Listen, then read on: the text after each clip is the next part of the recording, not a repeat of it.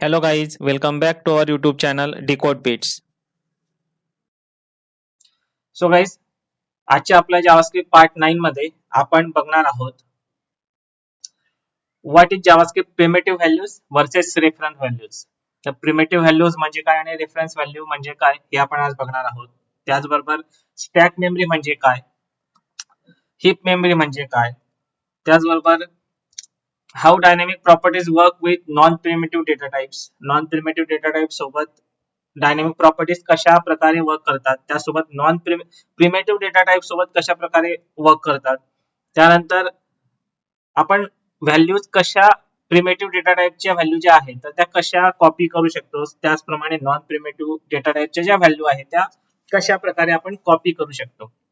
तर तर हे सर्व कन्सेप्ट आपण आपल्या आजच्या व्हिडिओमध्ये कव्हर करणार आहोत आणि खूप इम्पॉर्टंट कन्सेप्ट आहे, आपण इन डीप शिकणार आहोत. तर चला सुरू करूया आपला आजचा video. Let's get started.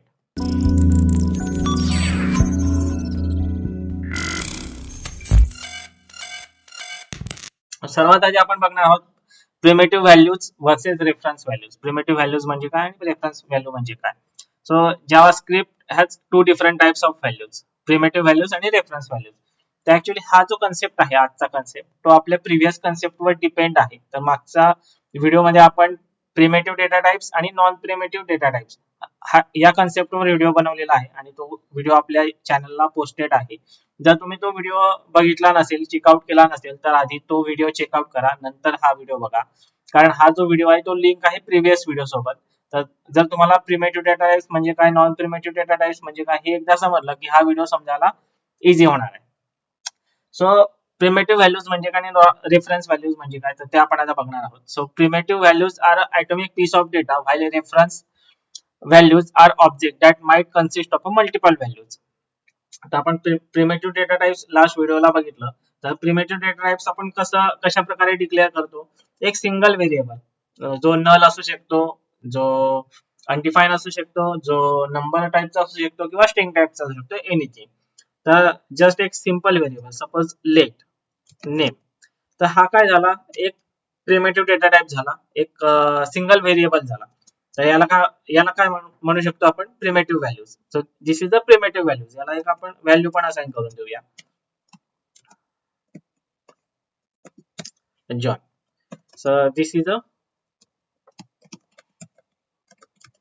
Primitive values और व्हॅल्यू. आणि नॉन प्रिमिटिव्ह डेटा टाइप्स आपण कशाला म्हणतो, तर ऑब्जेक्ट झाला, ऍरे झाला, त्याला आपण नॉन प्रिमिटिव्ह डेटा टाइप्स म्हणतो.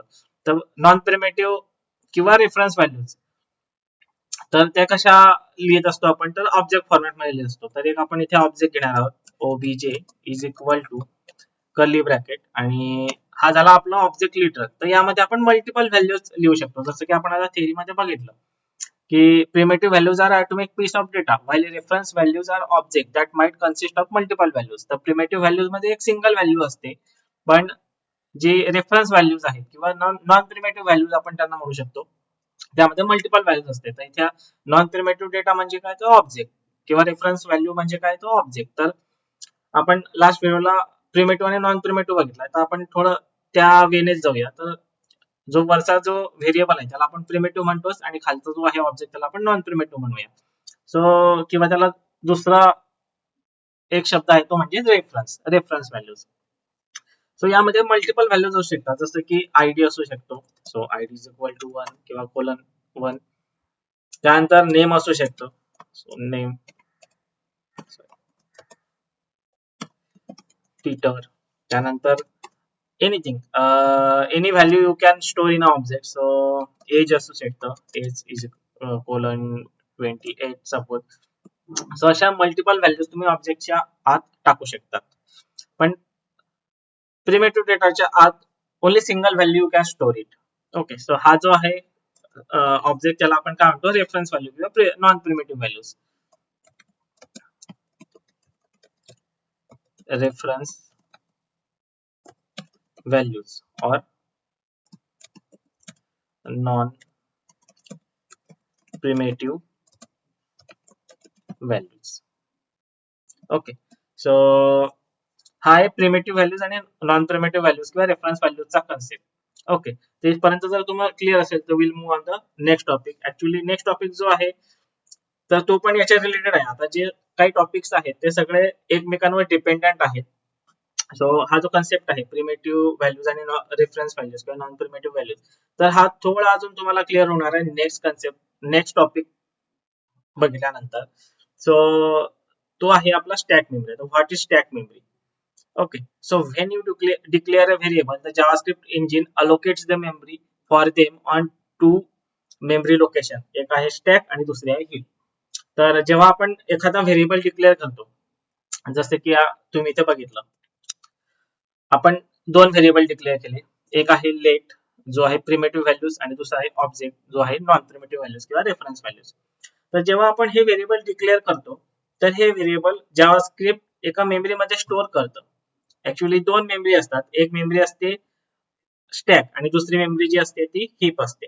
तर आता जो व्हेरिएबल आहे नेम, हा जो व्हेरिएबल आहे नेम, लेट नेम, तर हा व्हेरिएबल स्टॅक मध्ये स्टोअर होतो. इथे तुम्हाला समजवण्यासाठी जस्ट मी हे करतो. एक आहे आपल्याकडे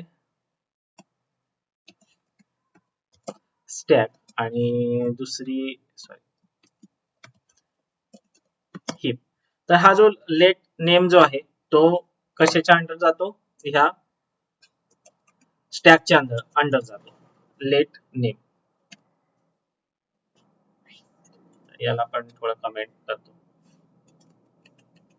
आणि हा जो आहे सेकंड लेट ऑब्जेक्ट, तर लेट ऑब्जेक्टचा हा जो फक्त व्हेरिएबलचा जो पार्ट आहे हा पार्ट सुद्धा पुढे जातो, तर इथे स्टॅकच्या अंडर जातो.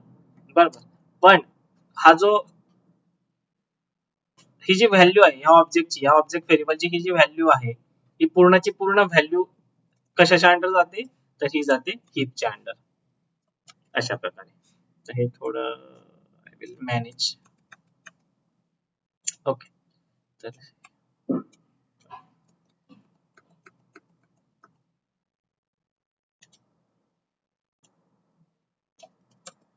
ओके, तर हा जो ऑब्जेक्ट आहे हा पूर्ण हीपच्या अंडर जात असतो. तर अशा प्रकारे दोन मेमरी असतात जावास्क्रिप्टच्या अंडर. एक असते स्टॅक आणि दुसरी असते हीप. तर हे आपण ग्राफिकली पण समजून घेणार आहोत. मी आता इथनं रिमूव्ह करतो आणि पीपीटीवर जाऊया. तर static data is the data whose size is fixed at compile time. Static data includes the primitive values. Okay, so इथे तुम्हाला खाली दिसत असेल स्टॅक, जसं मी आता व्हीएस कोड वर तुम्हाला दाखवलं तशाच प्रकारे एक स्टॅक असतो जावास्क्रिप्ट मध्ये. आणि ज्या काही व्हॅल्यूज असतात, जसं की आपण इथे आता नेम डिक्लेअर केला आहे किंवा ऑब्जेक्ट डिक्लेअर केला आहे, एखादा एज डिक्लेअर केला सपोज, किंवा कॉन्टॅक्ट नंबर म्हणून एक व्हेरिएबल डिक्लेअर केला. तर जे काही व्हेरिएबल्स आहे फक्त डिक्लेरेशन, व्हेरिएबलचं डिक्लेरेशन विथ व्हॅल्यू, हे जे हा जो आहे पूर्ण कन्सेप्ट, तर तो जातो स्टॅकच्या अंडर. इथे तुम्ही बघू शकता हा स्टॅक आहे. एज डिक्लेअर केला तर तो एज स्टॅकच्या अंडर गेला, नेम डिक्लेअर केलं ते नेम स्टॅकच्या आत स्टोअर झालं. तर जावास्क्रिप्ट इंजिन हे वन बाय वन, जसे आपण व्हेरिएबल डिक्लेअर करू तसं वन बाय वन ते स्टॅक मध्ये स्टोअर करत जातं. ओके, तर प्रिमेटिव्ह व्हॅल्यूज म्हणजे का आपण लास्ट व्हिडिओला बघितलाय, null, undefined, boolean, number, string, symbol आणि बिगिन, हे सगळे प्रिमेटिव्ह व्हॅल्यूज आहेत. तर ह्या प्रिमेटिव्ह व्हॅल्यूचे जे व्हेरिएबल्स आहेत ते सगळे पुढे जातात, स्टॅकच्या आत जात असतात. आणि reference values that refers to the object. आणि मग अशी आपण बघितलं रेफरन्स व्हॅल्यूज हे ऑब्जेक्टला रेफर करत असतात. ओके, सो हे ज्या स्टॅटिक व्हॅल्यूज आहे या स्टॅक मध्ये का स्टोअर करतात? तर because static data has a size that does not change. तर हा स्टॅटिक डेटाची जी साईज आहे ती कधीच चेंज नाही होत, ती साईज सेम असते.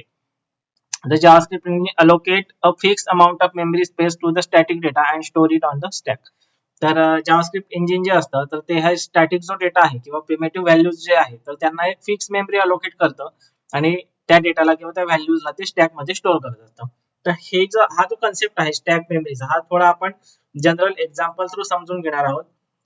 तर जसं की तुम्ही बुक लायब्ररीज मध्ये जात असाल किंवा बुक स्टोअर मध्ये जात असाल, तर बुक लायब्ररी मध्ये आणि बुक स्टोअर मध्ये बरेच सारे बुक जे असतात तर ते स्टॅक नुसार ठेवले असतात. तर तुम्ही इथे जर तुम्ही इथे बघू शकता, तर हे जे बुक्स आहेत ह्या एवढ्या पोर्शन मध्ये ठेवलेले ते एकावर एक ठेवलेले आहेत. तर एकावर एक आपण ते बुक जे असतात ते स्टोअर करत असतो, त्यांना आपण बुक स्टॅक म्हणू शकतो. ओके, तर एक जे बुक आहे, कोणतेही बुक घ्या तुम्ही इथलं, तर हे जे बुक आहे तर ते त्याला एक स्पेसिफिक जागा लागते. तर ते बुक तुम्ही इथे ठेवा, जमिनीवर ठेवा, आयदर तुम्ही ह्या बुक सेल्फ मध्ये ठेवा, आयदर तुम्ही कुठे कपाटामध्ये ठेवा किंवा खुर्चीवर ठेवा. त्याला जेवढी जागा लागणार आहे तेवढीच जागा लागणार आहे. तेवढ्याच जागेमध्ये स्टोअर होणार आहे किंवा तेवढ्याच जागेमध्ये ते आपण ठेवणार आहोत. त्याची जागा ते चेंज करणार आहे का, म्हणजे त्याची जी साईज आहे ती साईज चेंज करणार आहे का, एक्सपांड करणार आहे का, नाही. जर जमिनीवर ठेवलं तर ती जास्त जागा घेईल, कपाटामध्ये ठेवलं तर कमी जागा घेईल, असं नाही होणार. त्याला जेवढी जागा जमिनीवर तुम्ही जर ठेवलं फ्लोअरवर, तर ती जेवढी जागा घेणार आहे तेवढी जागा तुम्ही कपाटात ठेवलं तरी घेणार आहे. ओके, तर तसंच जावास्क्रिप्ट मध्ये पण आहे स्टॅक मेमरीचं. तर एखादा आपण तुम्ही प्रिमेटिव्ह व्हॅल्यू जर डिक्लेअर केली किंवा डिफाईन केली, तर ती व्हॅल्यूला एक जावास्क्रिप्ट इंजिन फिक्स असं साईज अलोकेट करतं आणि तो जो व्हेरिएबल आहे तो स्टॅक मेमरीमध्ये स्टोअर होत असतो. तुम्ही इथे ग्राफिकली बघू शकता. ह्या अशा प्रकारे स्टॅक हा जनरेट होत असतो. ओके, सो याच्या एक्झॅक्ट अपोजिट आहे हिप. तर आता आपण हिप बघणार आहोत. Heap memory, what is heap memory? तो unlike the stack, JavaScript store object and a function on the heap memory. तर जसं की प्रिमेटिव्ह व्हॅल्यूज जे आहेत तर त्या स्टॅक मध्ये स्टोअर होत असतात. इथे तुम्ही बघू शकता या सगळ्या ज्या आहेत त्या प्रिमेटिव्ह व्हॅल्यूज आहेत. पण ज्या नॉन प्रिमेटिव्ह व्हॅल्यूज आहेत तर त्या हिप मध्ये स्टोअर होत असतात. तर आता age is equal to 25, name is equal to John, ह्या झाल्या प्रिमेटिव्ह व्हॅल्यूज, तर त्या स्टॅक मध्ये स्टोअर झाल्या. पर्सन ही सुद्धा एक प्रिमेटिव्ह व्हॅल्यूज आहे. तर पर्सन ही स्टॅक मध्ये स्टोअर झाली, पण त्या पर्सनला जी काही व्हॅल्यू ऑब्जेक्ट अलोकेट झाला होता किंवा आपण असाइन केला होता, तो जो ऑब्जेक्ट आहे तो हिप मेमरी मध्ये स्टोअर होत असतो. Okay, the JavaScript engine doesn't allocate a fixed amount of memory for this object. Instead, it's allocate more space as needed. तर आता असं का होतं, तर ते या थेरीमध्ये सांगितलेलं आहे की जे ऑब्जेक्ट असतात ते हिप मध्ये असाइन होतात आणि जे व्हेरिएबल असतात किंवा जे प्रिमेटिव्ह व्हॅल्यूज असतात त्या स्टॅक मध्ये असाइन होत असतात किंवा स्टोअर होत असतात. तर असं का होतं, तर आता ऍक्च्युअली ज्या प्रिमेटिव्ह व्हॅल्यूज आहे तर त्यांना फिक्स अमाऊंट ऑफ मेमरी लागते. हा तर एक कन्सेप्ट आपण बघितला. पण त्याचसोबत त्याची व्हॅल्यू ही ग्रोईंग नसते, म्हणजे त्याची व्हॅल्यू आपण ओनली वन्स चेंज करू शकतो. ते आपण आता नेक्स्ट कन्सेप्ट मध्ये बघणार आहोत. तर आता एज ची व्हॅल्यू तुम्ही चेंज करू शकता, पण ती त्यामध्ये अजून एक्स्ट्रा व्हॅल्यू ऍड नाही करू शकत. म्हणजे एज इज इक्वल टू, आपण हे ऍक्च्युली प्रॅक्टिकल करून समजून घेणार आहोत. तर एवढंच लक्षात घ्या की हा ज्या व्हेरिएबल आहे एज इज इक्वल टू 25, याची सेम व्हेरिएबल मध्ये तुम्ही व्हॅल्यू चेंज करू शकता, पण यामध्ये एज डॉट नेम और समथिंग एज डॉट राहुल और राहुल डॉट एज असं अशा प्रकारे तुम्ही व्हॅल्यू स्टोअर नाही करू शकत. पण याच्या एक्झॅक्ट अपोजिट आहे ऑब्जेक्टचा. तर ह्या ऑब्जेक्ट जो आहे हा कर्ली ब्रॅकेटचा यूज करून आपण ऑब्जेक्ट लिहित असतो आणि मग अशा आपण एक्झाम्पल मध्ये बघितलं इथे. तर ह्या ऑब्जेक्ट मध्ये आपण मल्टिपल व्हॅल्यू स्टोअर करू शकतो. आयडी केला आपण इथे, नेम केलेला आहे, एज केला आहे, कॉन्टॅक्ट नंबर करू शकता, तुम्ही ऍड्रेस करू शकता, असं मल्टिपल व्हॅल्यूज करू शकता. आणि मल्टिपल व्हॅल्यूज केल्यामुळे काय होतं की त्याला आपल्याला फिक्स मेमरी नाही देता येत. त्याची साईज जी असते ती ग्रोईंग असते, ती चेंज होत असते नेहमी. तर त्यामुळे काय होतं की स्टॅक मध्ये एवढी स्पेस नसते किंवा आपण ती व्हॅल्यू स्टॅक मध्ये स्टोअर नाही करू शकत. म्हणून जो काही ऑब्जेक्ट आहे किंवा ऍरे आहे हा जो डेटा आहे तो हिप मेमरी मध्ये आपण स्टोअर करत असतो. ओके, तर अशा प्रकारे दोन मेमरी असतात जावास्क्रिप्ट मध्ये, एक स्टॅक असते आणि हिप असते. तर जे काही व्हेरिएबल असतात जसं की आपण इथे बघितलं आपल्या व्हीएस कोड मध्ये, तर name is equal to John ही पूर्णची व्हॅल्यू इथे स्टॅक मध्ये स्टोअर होईल. त्यानंतर लेट ऑब्जेक्ट ही पण स्टॅक मध्ये स्टोअर होईल लेट ऑब्जेक्ट, पण हा जो पोर्शन आहे ऑब्जेक्टचा जो पोर्शन आहे तो कशामध्ये होईल, हिप मेमरी मध्ये असाइन होईल. तर तुम्ही इथे बघू शकता स्टॅक आणि हिप. सो अजून थोडा कन्सेप्ट आपण क्लिअर करणार आहोत with the help of example. So आणि इथे ग्राफिकली रिप्रेझेंटेशन आहे हिप मेमरीचं, तर थोडा अजून तुमचा क्लिअर होईल कन्सेप्ट हिप मेमरीचा. तर आता आपण जसं मग अशी बघितलं की ऑब्जेक्ट जे हिप आहे ते हिप मेमरी मध्ये स्टोअर होत असतात. तर तशाच प्रकारे बुक स्टोअर आहे किंवा बुक लायब्ररी आहे, बरोबर. तर आपण मग अशी बघितलं की एकावर एक आपण बुक्स ठेवलं त्यांना बुक्स टॅग्स असं म्हणतो. तर एक जे बुक आहे तर त्याला तेवढीच जागा लागणार आहे जेवढी तुम्ही त्याला एक तर फ्लोअरवर ठेवा किंवा तुमच्या कबर्ड मध्ये ठेवा किंवा कुठेही ठेवा, बरोबर. पण जर तुमच्याकडे सेट ऑफ बुक्स असतील, जसं की सपोज कम्प्युटर रिलेटेड बुक्स आहेत, ऑब्जेक्ट ओरिएंटेड प्रोग्रामिंगचा बुक आहे, त्यानंतर जावाचं बुक आहे, जावा स्क्रिप्टचं बुक आहे, अँग्युलरचं बुक आहे, असे वेगवेगळे बुक आहेत. तर सेट ऑफ बुक्स म्हणजे ते काय कम्प्युटर रिलेटेड बुक्स आहेत. तर तुम्ही काय केलं, एक सेल्फ बनवला तुमच्याकडे, किंवा तुमच्याकडे एक साधं कपाट आहे, त्या कपाटामध्ये तुम्ही एक जागा बनवली आणि ते तिथे लिहिलं की कम्प्युटर रिलेटेड बुक्स किंवा कम्प्युटर्स बुक. ओके, तर तिथे तुम्ही मल्टिपल बुक्स ठेवणार. तर उद्या जाऊन तुमच्याकडे एखादं अजून बुक आलं, म्हणजे पायथॉनचं बुक जर आलं, तर तुम्हाला ते बुक ठेवण्यासाठी जास्त जागा लागणार आहे, कारण मल्टिपल बुक्स आहेत तुमच्याकडे. ओके, तर सेम लाईक ऑब्जेक्ट मध्ये आपण मल्टिपल व्हॅल्यूज ऍड करू शकतो. जसं की आपण मग अशी बघितलं व्हीएस कोड मध्ये, तुम्ही आयडी ऍड करू शकता, नेम ऍड करू शकता, एज करू शकता, ऍड्रेस, कॉन्टॅक्ट नंबर. त्याच प्रकारे इथे तुम्ही हा जो सेल्फ आहे, हा तुम्ही पूर्ण सेल्फ जो आहे तो डेडिकेटेड केला कम्प्युटर्सच्या बुक्स साठी. तर तुमच्याकडे ऑलरेडी 5-6 बुक्स आहेत, जसं जावाचा आहे, पायथॉनचा आहे, किंवा जावास्क्रिप्टचा आहे, अँग्युलरचा आहे, आणि अजून तुम्ही मार्केटमध्ये 2-3 बुक्स आणले, एसक्यूएलचं आणलं, रुबी लँग्वेजचं आणलं, किंवा पायथॉनचं आणलं, नोट जेएसचं आणलं. तर ते बुक्स आणल्यानंतर तुम्हाला ते कम्प्युटर सेक्शनच्या आतच तुम्हाला ठेवायला लागतील, किंवा ठेवायचे आहे तुम्हाला. तर त्यांचे एक्स्ट्रा 4 बुक्स आणले तुम्ही, तर त्या 4 बुक्स साठी अजून मेमरी लागणार आहे. ती मेमरी काय होणार आहे, ग्रोईंग होणार आहे, बरोबर. तर त्याच कन्सेप्टला आपण काय म्हणतो, हीप मेमरी म्हणतो. म्हणजे जी मेमरी ग्रोईंग असते, किंवा ज्या व्हॅल्यूज या ग्रोईंग असतात, तर त्यांना आपण हीप मेमरी मध्ये स्टोअर करत असतो. Okay, so this is about the heap memory. अजून आपण कन्सेप्ट थोडा क्लिअर होणार आहे तुमचा with the help of example. तर आपण आता एक्झाम्पल बघणार आहोत. तर प्रॉपर्टीज कशा चेंज होतात, कोणत्या व्हॅल्यूच्या प्रॉपर्टी आपण चेंज करू शकतो, कोणत्या व्हॅल्यूच्या नाही करू शकत, तर हा कन्सेप्ट आपण आता बघणार आहोत. सो आपला जो आहे dynamic properties with non primitive data types. तर reference values allows you to add, change or delete properties at any time. Okay, so ज्या नॉन प्रिमेटिव्ह डेटा टाइप्स असतात, किंवा जो नॉन प्रिमेटिव्ह डेटा असतो, तर तो आपल्याला अलाउ करतो की त्यामध्ये ज्या काही व्हॅल्यूज आहेत, तर त्या व्हॅल्यू तुम्ही डिलीट करू शकता, त्यांना मॉडिफाय करू शकता, त्यांना चेंज करू शकता, त्यामध्ये ऍड करू शकता. तर त्या कशा प्रकारे करू शकतो आपण, तर ते आपण आता बघणार आहोत. सो आपण जाऊया आपल्या व्हीएस स्टुडिओ कोड मध्ये. सो इथे आपण ऑलरेडी एक ऑब्जेक्ट काय केलेला आहे, डिक्लेअर केलेला आहे. ओके, तर ह्या ऑब्जेक्टचं नाव आपण चेंज करूया. इथे याला नाव देऊया पर्सन.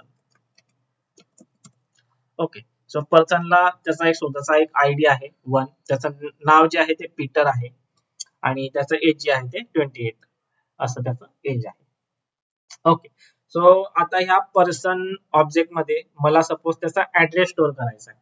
तर ऑब्जेक्ट ऑलरेडी डिक्लेअर आहे, तर आता ऍड्रेस ऍड करायचा, तो आपण कशा प्रकारे ऍड करू शकतो, तर सिंपल आहे. जस्ट तुम्हाला काय करायचं आहे, person dot address is equal to, जो काही ऍड्रेस असेल तो तुम्ही इथे देऊ शकता. Suppose Pune, sorry Pune. तर हा ऍड्रेस मला स्टोअर करायचा आहे. तर हा जो ऍड्रेस झाला ह्या ऑब्जेक्ट मध्ये स्टोअर झाला. जर तुम्हाला बघायचं असेल तर आपण इथे कन्सोल करू शकतो. सो कन्सोल डॉट लॉग,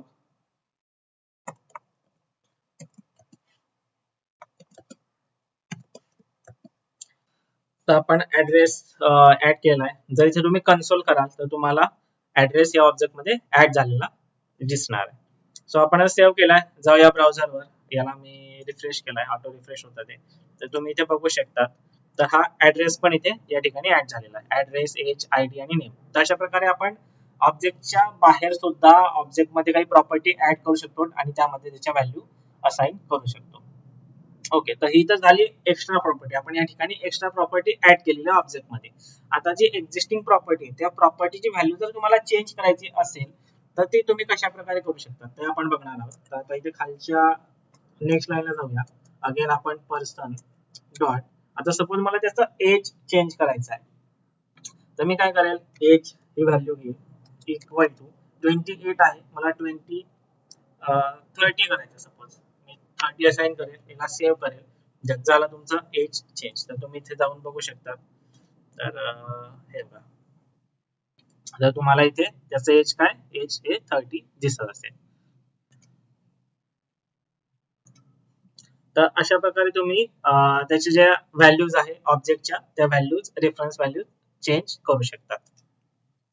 त्याच प्रकारे एखादी प्रॉपर्टी जर तुम्हाला ऑब्जेक्ट मधनं डिलीट करायची असेल, सो जस्ट तुम्हाला काय करायचं आहे, डिलीट जो कीवर्ड आहे जावास्क्रिप्टचा रिझल्ट कीवर्ड तो त्या कीवर्डचा यूज करायचा आहे डिलीट आणि त्याचा सपोज तुम्हाला आयडी डिलीट करायचा आहे so delete person dot I D that's it आणि आपण हा जो कन्सोल आहे तो इथे खाली पण एकदा प्रिंट करून बघूया तर दोघांचा रिझल्ट आपल्याला सेमच येणार आहे लेट्स सी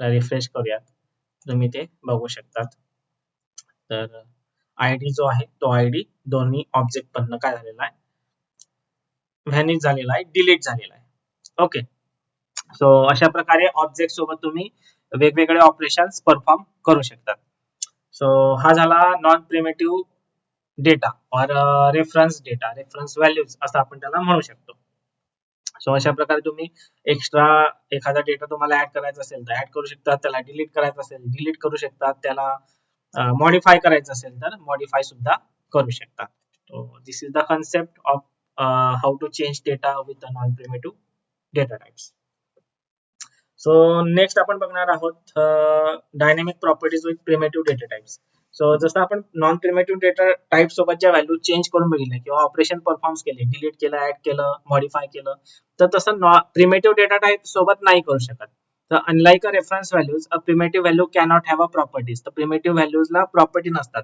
जसं ऑब्जेक्टला प्रॉपर्टी असतात तर यांना आपण काय म्हणतो ऑब्जेक्ट मध्ये हा जर ऑब्जेक्ट तुम्ही बघितला तर ह्या ऑब्जेक्ट मध्ये ज्या व्हॅल्यूज आहे याला आपण ऑब्जेक्टच्या प्रॉपर्टीज म्हणतो हा कन्सेप्ट आपण लास्ट व्हिडिओ मध्ये बघितलेला आहे सर या ऑब्जेक्टला अशा प्रॉपर्टी असतात तशा प्रॉपर्टीज प्रिमेटिव्ह डेटा टाइप्सला नसतात हा आहे प्रिमेटिव्ह डेटा टाइप्स किंवा प्रिमेटिव्ह डेटा तर प्रिमेटिव्ह व्हॅल्यूजला तशा प्रॉपर्टीज नसतात त्यामुळे आपण त्यासोबत जे ऑब्जेक्ट सोबत जे ऑपरेशन परफॉर्म केलंय तर ते ऑपरेशन ह्या डेटा सोबत प्रिमेटिव्ह डेटा सोबत आपण नाही करू शकत so this means that you cannot add a property to a primitive values so javascript allows you to add a property to a primitive values however it won't take any effect तर तुम्ही try केलं primitive data सोबत property add करण्याचा try केलं तर ते आपल्याला अशा प्रकारे अनडिफाईन रिझल्ट रिटर्न करत असतं तर ते म्हणजे कोणत्याही प्रकारचा इश्यू नाही आहे पण ते अनडिफाईन रिझल्ट आपल्याला रिटर्न करत असतं सो ट्राय करून बघूया जसं की आपण इथे नेम फर्स्ट इथे दिलेला आहे आपण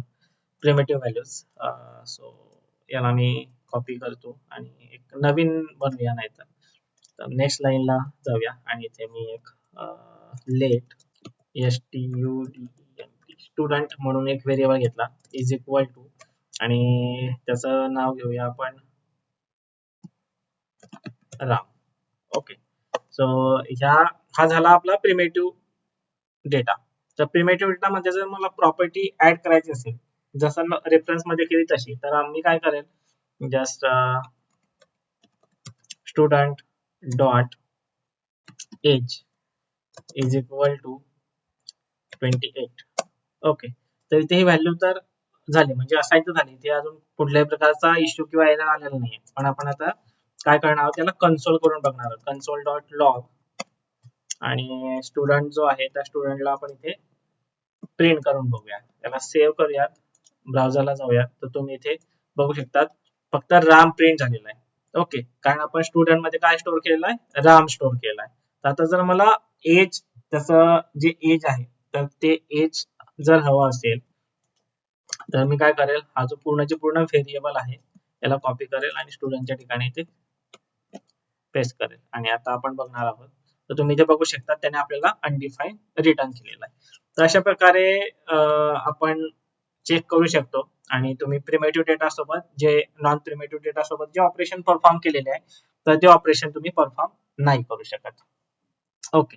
so move on the next topic कॉपिंग values with a primitive data तर प्रिमेटिव्ह डेटाच्या ज्या व्हॅल्यूज आहेत त्या व्हॅल्यूज आपण कशा प्रकारे कॉपी करू शकतो किंवा दुसऱ्या व्हेरिएबल मध्ये स्टोअर करू शकतो तर ते आपण बघणार आहोत when you assign a primitive values from one variable to the another the javascript engine creates a copy of that value and assign it to the variable तर तुम्ही इथे स्क्रीनशॉट मध्ये बघू शकता तर इथे मी let age is equal to 25 असं केलेलं आहे आणि सेकंड लाईनवर let new age is equal to age म्हणजे हा जो एज व्हेरिएबल आहे त्या एज व्हेरिएबलला न्यू एज व्हेरिएबलला असाइन करून दिला म्हणजे ही जी 25 जी व्हॅल्यू आहे ती न्यू एज मध्ये सुद्धा पण स्टोअर झालेली आहे इथे राईट हँड साइडला तुम्ही स्टॅक मध्ये बघू शकता सर्वात आधी एज इज इक्वल टू 25 आपण डिक्लेअर केलाय, म्हणून इथे age is equal to 25 store झालाय. त्यानंतर एजची जी व्हॅल्यू आहे ती न्यू एजला असाइन केली आपण, म्हणून न्यू एज पण स्टॅक मध्ये स्टोअर झालेला आहे. सो जर तुम्ही कोणताही व्हेरिएबल प्रिंट करून जर बघितला कन्सोलला, तर दोन्ही व्हेरिएबल मध्ये तुम्हाला सेम व्हॅल्यू मिळणार आहे. सो लेट्स सी, आता इथे एक नवीन व्हेरिएबल हे करूया, let stud age, student age म्हणून एक व्हेरिएबल घेतला, इज इक्वल टू 30. ओके, आणि सेम व्हेरिएबलला आपल्याला दुसऱ्या व्हेरिएबल मध्ये पण सेम व्हेरिएबलची व्हॅल्यू स्टोअर करायची. तर मग आम्ही काय करणार, परत अजून एक व्हेरिएबल घेणार, let new student age is equal to student age, stud age. Okay, तर सर्वात आधी स्टॅक मध्ये ही व्हॅल्यू स्टोअर झाली, stud age is equal to 30, आणि त्यानंतर सेम व्हॅल्यू आपण न्यू स्टुडंट एजला पण असाइन केली आहे, म्हणून त्यानंतर स्टॅक मध्ये ही स्टोअर झाली. तर आता आपण इथे जर कन्सोल करून बघितलं, कन्सोल डॉट लॉग, आणि परत आपण अजून एक कन्सोल घेणार आहोत, console dot log for both the values. इथे आपण स्टुडंट एज करणार आहोत, आणि सेकंड याच्यावर न्यू स्टुडंट एज.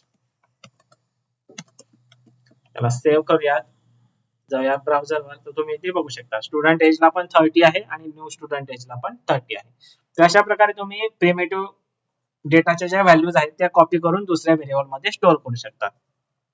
तर त्याचप्रमाणे आता बघणार आहोत आपण नॉन प्रिमिटिव्ह डेटा जो आहे तर त्याला कॉपी कसं करायचं. तर यामध्ये खूप सारा म्हणजे डिफरन्स आहे. प्रिमिटिव्ह डेटा जसा कॉपी केला तसं आपण नॉन प्रिमिटिव्ह नाही करू शकत. त्याच्या व्हॅल्यू म्हणजे एक्झॅक्टली काय डिफरन्स आहे ते आपण आता बघणार आहोत.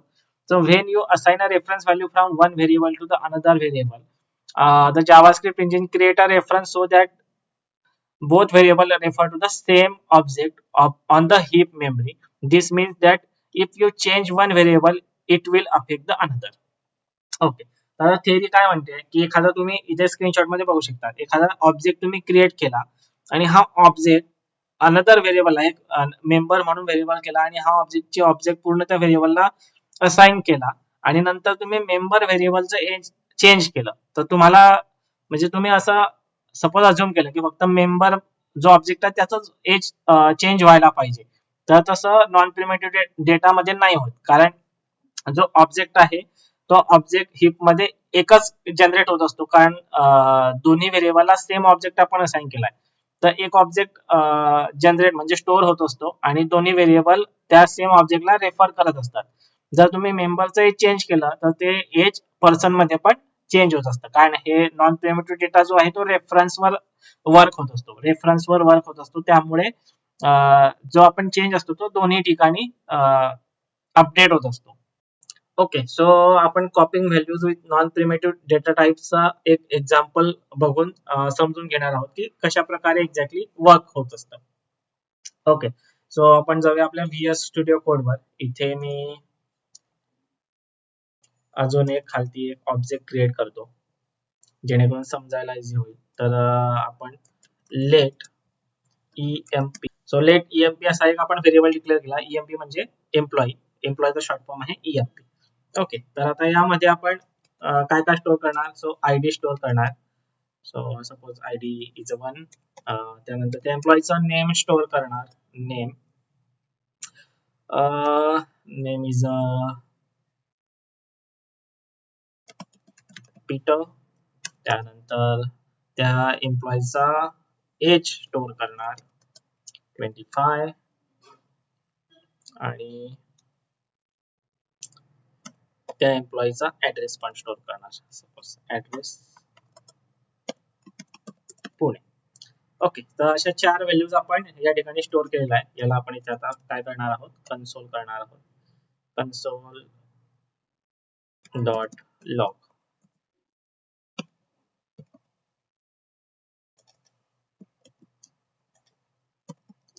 EMP कॉमा याला सेव्ह केलं, आणि वरचा जो आहे पूर्णच्या पूर्ण डेटा आपण कमेंट करणार आहोत जेणेकरून कन्सोलला आपल्याला इझी होईल बघण्यासाठी. त्याला सेव्ह करूयात, आणि जाऊयात आपल्या ब्राउझरवर, तर तुम्ही इथे बघू शकतात एम्प्लॉईचा ऑब्जेक्ट आपल्याला इथे मिळालेला आहे. तर त्या ठिकाणी ऍड्रेस आहे, एज आहे, आयडी आहे आणि त्याचं नाव आहे. ओके.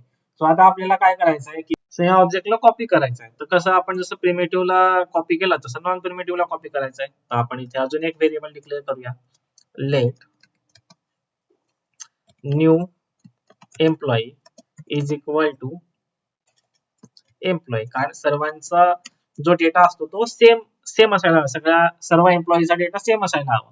म्हणून काय केलं आपण की न्यू एम्प्लॉई डेटा म्हणजे इन द सेन्स कसं आहे की आपण डेटाबेस मध्ये जो स्टोअर करतो तर त्याच्या व्हॅल्यू सेम पाहिजे. एका एम्प्लॉईला जर आयडी असेल तर दुसऱ्या एम्प्लॉईला पण आयडी असणारच आहे, नेम असेल तर नेम पण असणार आहे, एज आहे तर एज पण पाहिजे, ऍड्रेस असेल तर ऍड्रेस पण पाहिजे. डेटाबेस मध्ये स्टोअर करताना आपण सर्व व्हॅल्यू घेत असतो. तर जसं की आपण हा एम्प्लॉई 1 आहे किंवा फर्स्ट एम्प्लॉई आहे तर त्याला ह्या व्हॅल्यू असाइन केल्या, तर ह्या व्हॅल्यू आपल्याला नवीन एम्प्लॉईला पण द्यायला हव्यात. म्हणून मग आपण इथे काय केलं की एक व्हेरिएबल घेतला न्यू एम्प्लॉय म्हणून आणि जो एक्झिस्टिंग एम्प्लॉई होता, एम्प्लॉईचा ऑब्जेक्ट होता, तो त्याला असाइन करून दिला. ओके. पण आता मला काय करायचं आहे की हा एम्प्लॉई जो आहे ओल्ड एम्प्लॉई, हा एक्झिस्टिंग एम्प्लॉई, तर त्याचा ऍड्रेस पुणे आहे, पण मला नवीन एम्प्लॉईचा ऍड्रेस चेंज करायचा आहे, मुंबई करायचा आहे. तर मग मी काय करणार की लेट, किंवा इथे लेट करायची आपल्याला आवश्यकता नाही, इथे जस्ट डायरेक्ट मी काय करणार new employee dot address is equal to Mumbai.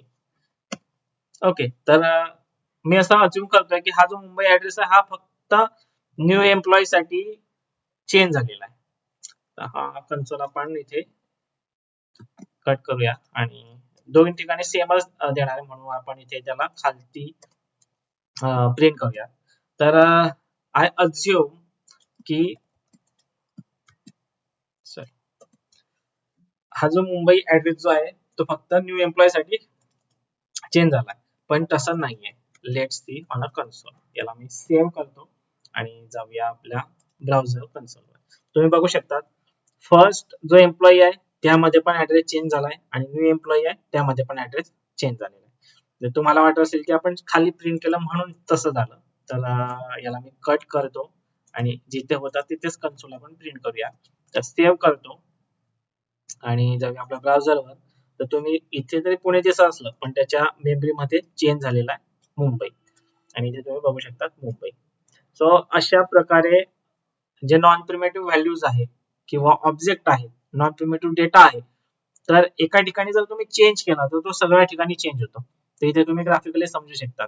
इथे आपण एक ऑब्जेक्ट क्रिएट केला, इथे एक नवीन व्हेरिएबल घेतला, त्याला हा ऑब्जेक्ट असाइन केला, पण जो नवीन व्हेरिएबल होता मेंबर त्याचा एज आपण इथे चेंज केलाय 26, पण हे जे एज आहे दोन्ही ठिकाणी रिफ्लेक्ट होतं, इथे पण होईल आणि इथे पण होईल, कारण हे जे मेंबर आणि पर्सन हे जे स्टॅक मध्ये स्टोअर झालेले व्हेरिएबल आहे, हा पर्सन स्टोअर झाला त्यानंतर मेंबर डिक्लेअर केला, मेंबर स्टोअर झाला, तर हे जे दोन्ही व्हेरिएबल आहे हे सेम ऑब्जेक्टला रेफर करतात.